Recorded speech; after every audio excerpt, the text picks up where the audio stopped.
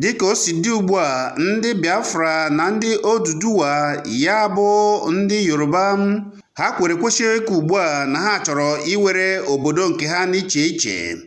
Ya mere ha ji jikọta aka ọnụ wee mee ngagharị iwe nke ha mere na London n'iji gosi ụwa na ha achọghịzi ịnọ na Naịjirịa chaa.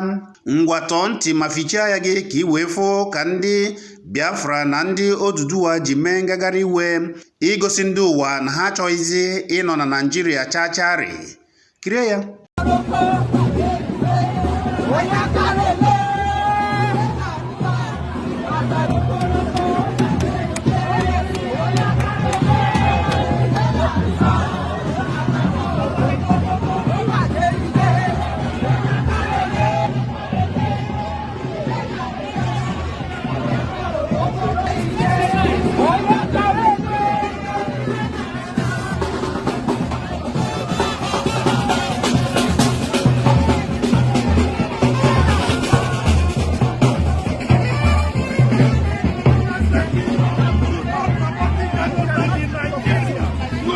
Kingdom to come support the generation.